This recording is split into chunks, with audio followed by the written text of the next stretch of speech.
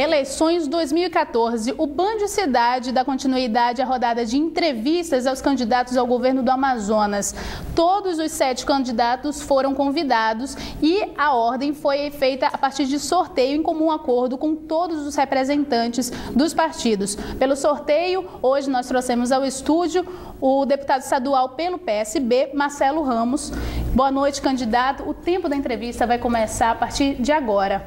Candidato, o senhor é um dos que também propõe alternativas ao modelo econômico da Zona Franca de Manaus. Eu queria que o senhor falasse um pouquinho de quais seriam essas alternativas caso o senhor seja eleito governador. Tamires, está claro que a Zona Franca de Manaus cumpriu bem o papel de desenvolvimento da economia da capital, apesar dos governos não terem cumprido o seu dever de dotar o modelo da infraestrutura necessária. Nós não temos um porto decente, nós não temos hidrovias sinalizadas, nós temos graves crises de telecomunicação e de serviço de energia. Por outro lado, o interior do estado seguiu abandonado, apesar dos 47 anos de existência do modelo Zona Franca. Nós entendemos que é preciso investir no setor primário, que decresceu a participação desse setor no PIB do Amazonas nos últimos 10 anos, e para investir no setor primário, nós precisamos de regularização fundiária, agilização da aprovação de planos de manejo, fomento, que é financiamento, crédito e assistência técnica, para estimular a atividade produtiva. Mas fora isso, nós precisamos desenvolver uma indústria mais identificada com a nossa vocação. Uma indústria ligada a fármacos, uma indústria ligada à biotecnologia, uma indústria ligada às essências da nossa natureza. E para isso é preciso desenvolver pesquisa, resolver o problema do CBA, que no nosso entendimento tem que passar para a gestão da Embrapa, e coordenar a ação do CBA com a ação dos órgãos de pesquisa e de financiamento do Estado.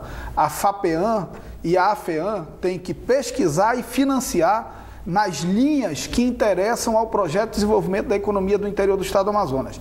Aí sim, nós vamos ter atividade econômica no interior, nós vamos ter pequenas indústrias no interior vinculadas à nossa vocação natural e gerar emprego e renda. O mais importante é que o homem do interior não pode ser tratado como um mendigo, ele tem que ser tratado como cidadão, e nós vamos tratá-lo como cidadão, garantindo saúde, educação de qualidade e, acima de tudo, garantindo atividade econômica, para que ele possa, do suor do seu rosto, do seu trabalho, sustentar sua família com dignidade. As pessoas estão cansadas de receber migalhas do governo. Nós vamos oferecer oportunidades e vamos oferecer a chance de, com trabalho, o cidadão sustentar a sua família.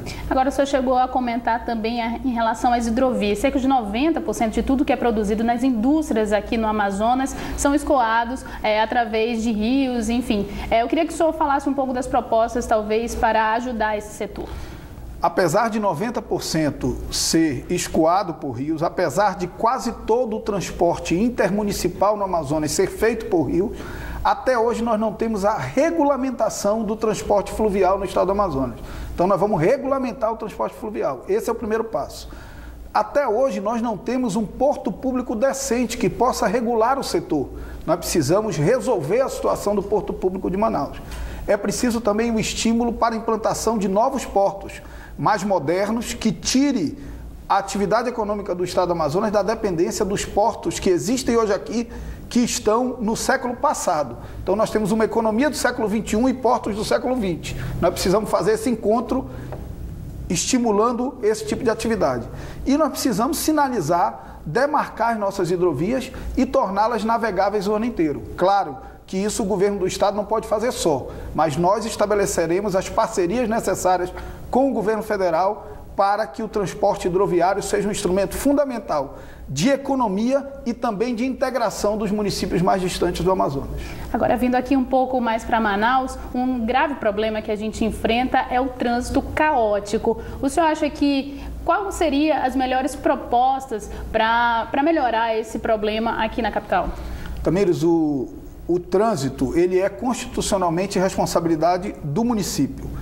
Mas o trânsito no Amazonas, ele tem atormentado a vida das pessoas e tem impedido o desenvolvimento da nossa economia. Quantas horas produtivas estão sendo perdidas no engarrafamento na cidade de Manaus? Portanto, se O trânsito é responsabilidade do município, o bem-estar das pessoas é responsabilidade de todos. E o nosso governo vai intervir nessa questão em parceria e respeitando a autonomia do município de Manaus. O Amazonas, o maior investimento em transporte público que Manaus já teve foi o Expresso, 53 milhões de reais. Por conta do evento Copa do Mundo, o Amazonas teve à sua disposição 1 bilhão e 600 milhões de reais para a obra de infraestrutura de mobilidade urbana. E a incompetência e a arrogância não permitiu que nenhum centavo desse recurso fosse executado e que o cidadão manauara continue vivendo tormento no trânsito e no transporte público. Nós entendemos que com 1 bilhão e 600 milhões é possível dar uma solução definitiva. E nós entendemos que vias estruturantes são fundamentais, mas acima de tudo, um grande anel viário valorizando o transporte coletivo e levando em consideração também a necessidade de investimentos em modais não motorizados de deslocamento. A bicicleta precisa ser estimulada como meio de transporte, os pequenos deslocamentos têm que ser feitos a pé, para isso a cidade tem que ter calçada, tem que estar arborizada. Portanto, nós apresentaremos um plano em conjunto com a Prefeitura de Manaus para garantir que Manaus possa ter mais tranquilidade no trânsito e parar de viver o tormento que o cidadão e a cidadã manauara vivem hoje.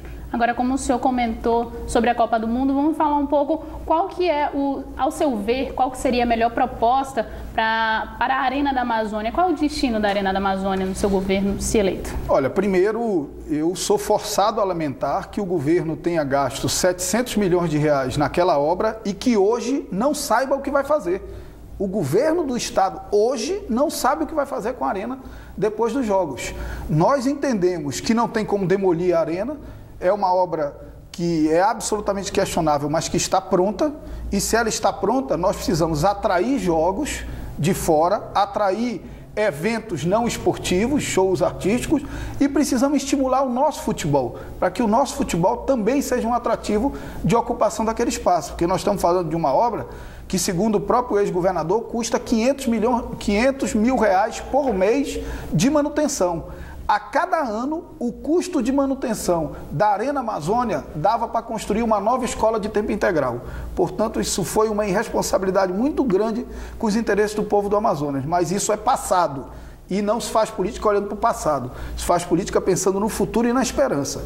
E nós construiremos uma solução eficiente para que a Arena não traga prejuízo para o bolso do contribuinte amazonense. Em relação à educação, que o senhor acabou de falar das escolas de tempo integral, o senhor acha que esse talvez seja um modal para seguir, para tentar elevar o nível das escolas públicas aqui do estado? A educação em tempo integral ela é um caminho muito interessante e o PSB, o meu partido, sabe como faz. Porque Pernambuco, que é governada há 8 anos pelo ex-governador Eduardo Campos, que hoje é o nosso candidato a presidente, Pernambuco tem mais alunos em tempo integral do que todo o resto do Brasil somados.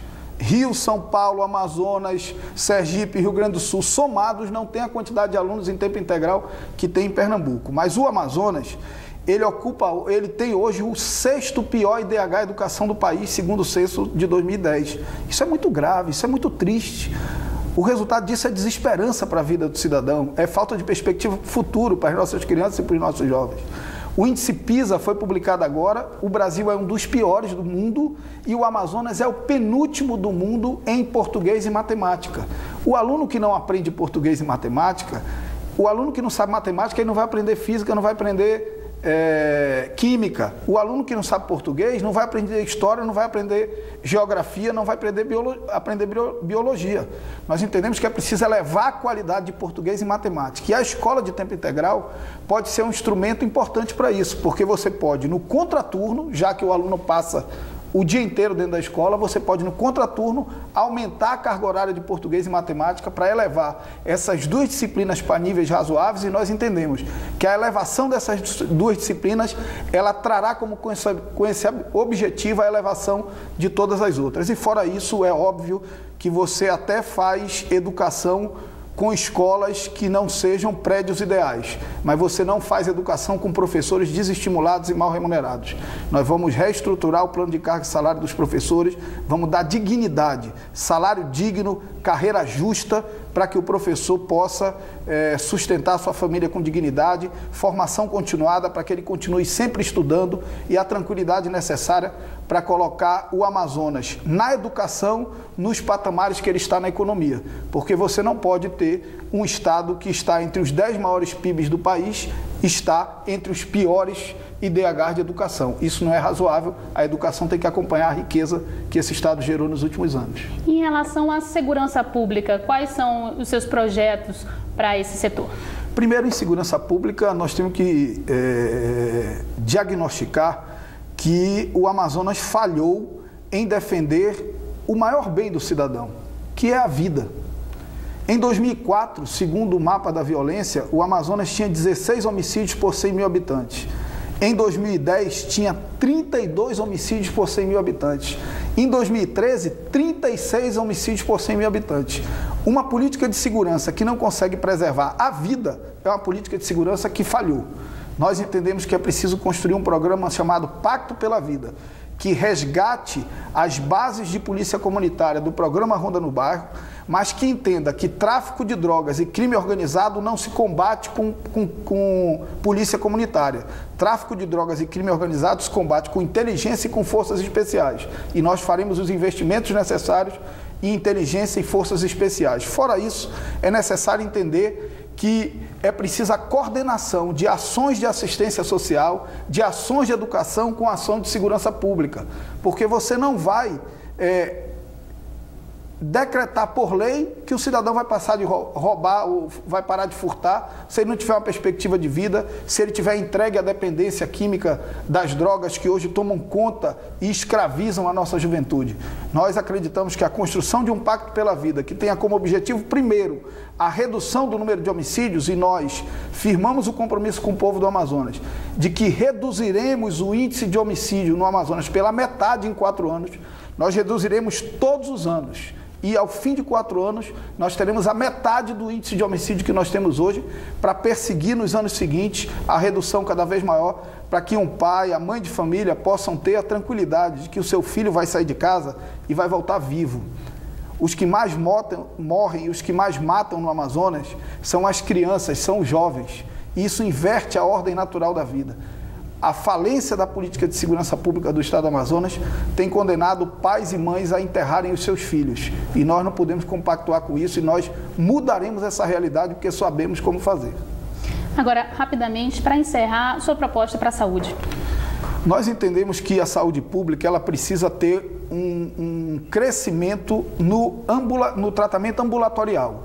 Hoje, o Estado investiu muito em emergência. O cidadão tem uma dor de barriga, ele recebe a medicação para aquilo e é mandado para um especialista. Ele não consegue encontrar o especialista. Quando passar o ciclo do remédio, ele vai voltar com a mesma dor na emergência de novo. Na 3ª vez, ele já está com vergonha de estar doente.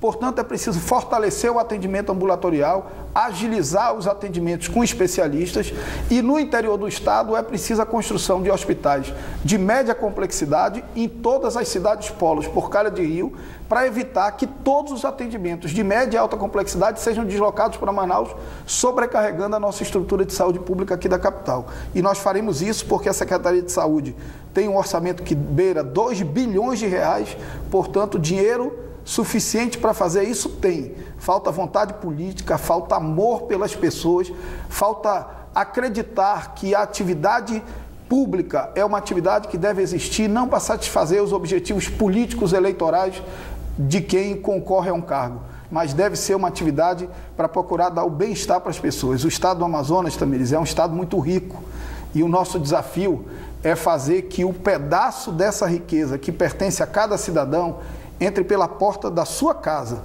entre na forma de uma educação de qualidade, de uma saúde digna, entre pela forma de trabalho digno para que você possa sustentar a sua família. Nós faremos isso porque nós temos desejo de fazer diferente, nós temos desejo de construir a mudança.